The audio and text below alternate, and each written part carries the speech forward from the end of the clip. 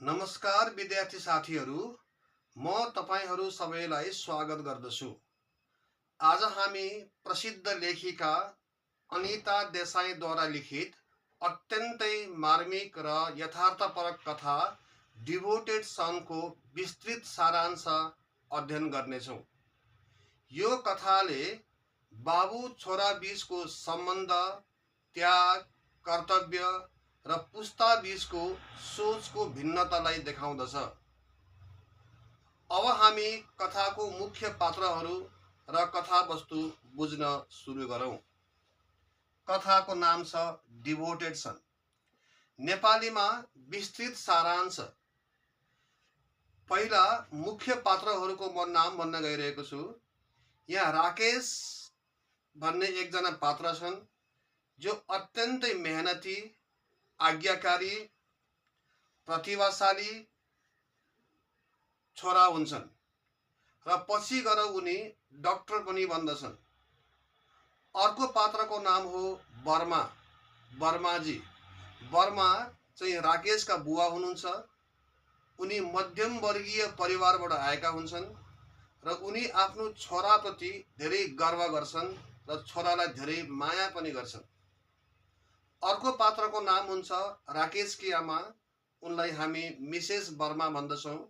Mrs Varma अत्यन्त सरल र एक मायालु आमा हुनुहुन्छ। त्यसपछि हाम्रा छिमेकीहरू छन्, समाजका मानिसहरू जसले राकेशको सफलताको धेरै ठुलो प्रशंसा गर्दछन्। र अन्त्यमा राकेशकी श्रीमती जो सामान्य शिक्षित हुन्छन् र उनी घरमै रहेर आफ्ना पतिको, छोराको, सासू ससुराको सेवा गर्दछन्। अब म तपाईहरूलाई कथा सारांशमा छोटकरीमा सुनाउन गइरहेको छु। यो कथा भारतको एउटा मध्यम वर्गीय परिवारको हो। वर्माजी एक साधारण कर्मचारी हुन्। उनका छोरा राकेश सानैदेखि अत्यन्त मेहनती र पढाइमा अब्बल हुन्छ। राकेश सधैँ बिहान उठेर पढ्ने गर्दथ्यो। ऊ साथीहरूसँग धेरै घुमफिर गर्दैथ्यो।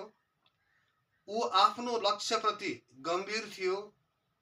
जब उसको परिणाम आयो, ऊ देशमै उत्कृष्ट नतिजा ल्याएर प्रथम भयो। यस सफलताले वर्माजी अत्यन्तै गर्वित भए। उनले सबैलाई मिठाई बाँडे। उनलाई लाग्यो कि उनको छोरा सबैभन्दा उत्कृष्ट र आज्ञाकारी छ। समाजमा उनको प्रतिष्ठा धेरै नै बढ्यो। पछि राकेश छात्रवृत्ति पाएर मेडिकल पढ्न विदेश जान्छ। त्यहाँ पनि ऊ अत्यन्तै परिश्रम गर्छ र सफल डाक्टर बनेर फर्किन्छ। फर्केपछि उसले आफ्नै क्लिनिक खोल्छ। अमेरिका जस्तो सुविधा सम्पन्न देशमा उसले पढ्न पाएको थियो। त्यहाँको एउटा नाम चलेको अस्पतालमा उनले जागिर पनि पाएको थियो। सबै सुविधाहरूलाई त्यागेर राकेश अन्ततः आफ्नै देश भारत फर्किन्छ र गाउँमा क्लिनिक खोलेर आफ्नो पेसालाई निरन्तरता दिन्छ। राकेश केही समयपछि विवाह गर्छ, तर अझै पनि ऊ आफ्ना आमा बुबाप्रति कर्तव्यनिष्ठ रहन्छ। ऊ आफ्ना बुबालाई स्वस्थ जीवन जिउन सल्लाह दिन्छ। कम खान, मिठाई नखान र नियमित औषधि खान। समय बित्दै जान्छ र वर्माजी बुढा हुँदै जान्छन्। यहाँ वर्माजी भनेको राकेशका बुवा। उनी बिरामी पर्न थाल्दछन्। अब परिस्थिति उल्टो हुन्छ।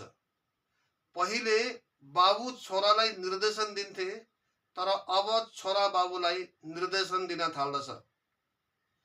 राकेश एक डाक्टरको रूपमा आफ्नो कर्तव्य निभाउँदै बाबुलाई कडा नियम पालना गराउँछ। खानामा नियन्त्रण, नियमित औषधि सेवन, आराम आदि। तर वर्माजीलाई यस्तो लाग्न थाल्दछ कि उनको स्वतन्त्रता हराएको छ। उनलाई लाग्छ कि छोराले अत्यधिक नियन्त्रण गरिरहेको छ। उनी भित्रभित्रै असन्तुष्ट रहन्छन्। यसरी कथा बिस्तारै भावनात्मक मोड लिन्छ। राकेश वास्तवमै डिभोटेड सन अर्थात् समर्पित छोरा हो। ऊ आफ्नो बुवाको स्वास्थ्यको लागि कडा देखिन्छ, तर भित्रभित्रै ऊ मायालु र जिम्मेवार पनि छ।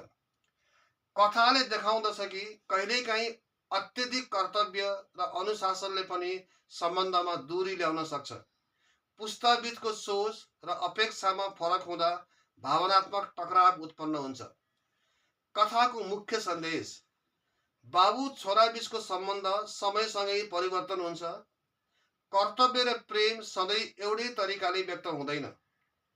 पुस्ताबीचको सोच फरक हुन सक्छ। अत्यधिक नियन्त्रणले स्वतन्त्रताको अनुभूति घटाउन सक्छ। विद्यार्थी साथीहरू, यसरी डिभोटेड सन कथाले हामीलाई पारिवारिक सम्बन्धको गहिरो यथार्थ देखाउँदछ। कर्तव्य र प्रेम बीच सन्तुलन आवश्यक छ भन्ने सन्देश दिन्छ। यदि तपाईले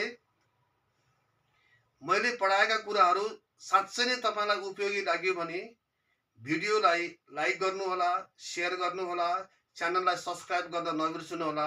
धन्यवाद।